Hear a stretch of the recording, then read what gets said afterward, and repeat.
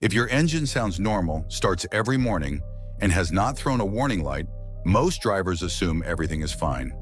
That is exactly why some of the most expensive engine damage happens in silence. Not because the engine suddenly failed, not because a major part snapped overnight, but because of small habits repeated every day, week after week, until the damage is already done. And the worst part is that a lot of these habits feel normal. They sound harmless, they look cheap.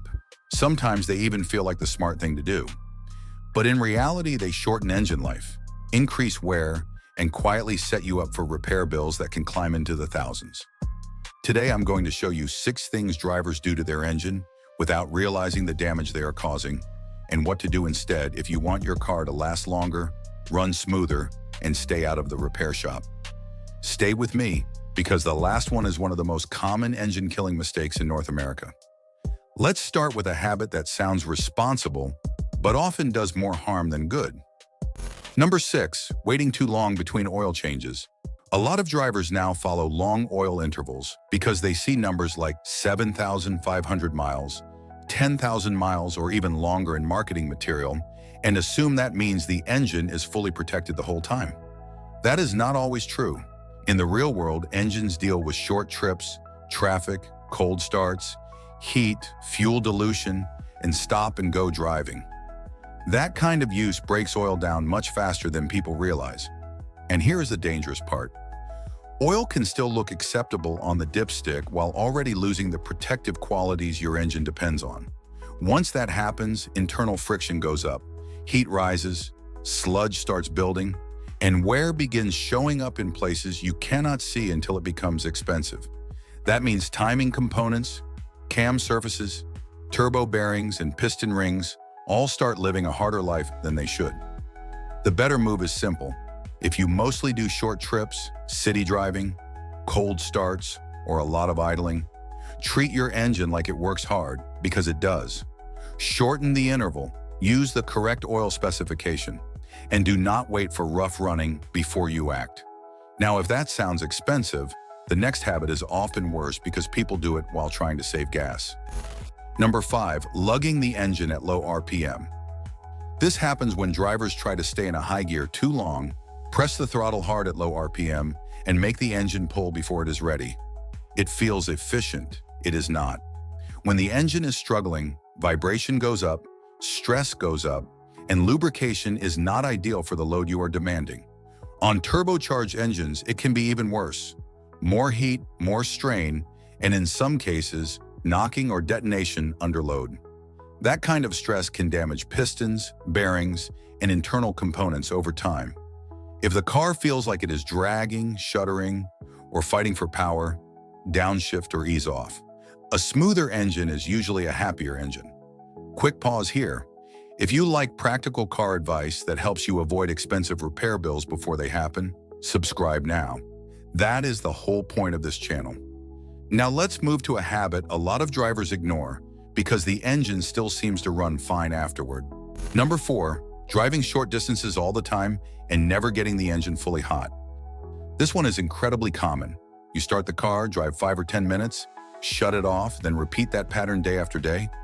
The problem is that the engine often does not stay hot long enough to evaporate moisture and fuel contamination from the oil. Over time, that creates sludge, carbon buildup, and accelerated internal wear. This is especially rough on direct injection gasoline engines, which already tend to deal with fuel dilution and deposit issues more than older designs. The engine may still feel fine for months, maybe even years, but the long-term cost shows up in dirty oil, sticky rings, increased consumption, and reduced engine life. A simple fix is to make sure the car gets a proper, full-temperature drive regularly. Not just a quick trip to the store, a real run long enough to warm everything fully and keep it there for a while. That one habit alone can make a big difference. Now let's get into something that many drivers think is being careful when it is actually risky. Number 3, using the wrong oil viscosity or generic fluid shortcuts. Modern engines are built with tight tolerances. That means the oil is not just oil. The exact viscosity and specification matter. If you use oil that is too thick, cold start flow suffers. If you use oil that is too thin or the wrong formulation, high temperature protection can suffer, and systems like variable valve timing may not behave correctly. And when drivers start using universal shortcuts because they are cheaper or easier to find, that is when the damage begins getting expensive. What starts as rough operation or extra wear can eventually turn into overheating, poor lubrication, timing problems, and major internal damage. The fix here is boring, but boring is good. Use the exact oil specification listed on the oil cap and in the owner's manual. If you are not sure what is in the engine right now, correct it at the next service instead of guessing. Now, if wrong oil is bad, this next one is even more damaging because it keeps people from reacting when the engine is already trying to warn them. Number 2, ignoring small noises and early symptoms. Engines almost never go from healthy to destroyed in 1 second. Usually they warn you first. A ticking sound on startup, a rough idle, a slight hesitation, more vibration than usual, a faint burning smell, a little more oil use than before. Most drivers brush these things off because the car still moves. That is a mistake. Small noises are often early warnings, and early warnings are the cheap stage. A small timing issue, an airflow problem, an ignition weakness, or a lubrication problem may be relatively inexpensive when caught early. Left alone, the same issue can grow into a repair that costs several times more. If the engine starts sounding different, behaving differently, or consuming fluids differently, pay attention early. The money is almost always saved at the first symptom, not the last one. And now the mistake that probably causes more silent engine wear than most drivers realize. Number 1, starting the engine and driving hard before oil and components are ready. A lot of engine wear happens in the first few minutes after startup. That is when oil is still working its way through the engine, internal clearances are stabilizing, and metal parts are warming into their ideal operating conditions. If you start the car and immediately accelerate hard, climb RPM fast, or demand heavy load before the engine is warm, you are asking the engine to work at its worst moment. Cold oil does not protect the same way warm oil does. Clearances are not yet where they should be, and high load during that period adds unnecessary wear. You do not need to sit and idle forever, but you do need mechanical sympathy. Start the car, give it a few seconds, drive gently at first, and wait until the engine reaches proper operating temperature before you push it hard. That simple habit protects the engine more than most drivers realize. And that is the bigger takeaway from this whole video.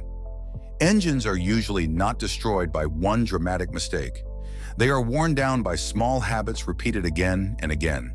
Stretching oil too long, lugging the engine, doing endless short trips using the wrong oil, ignoring early warning sign, and driving hard while the engine is still cold. None of these habits feel dramatic in the moment, but the repair bill at the end absolutely can be. So if you want your engine to last longer, your car to stay smoother, and your money to stay in your pocket, start fixing the small habits before they become expensive problems. And if this video helped you, subscribe and turn on notifications for more simple car maintenance tips, hidden driver mistakes, and practical ways to avoid repair bills. If you have a habit you changed that made your car run better or last longer, drop it in the comments. That kind of real-world experience helps everyone watching. Thanks for watching, and I'll see you in the next one.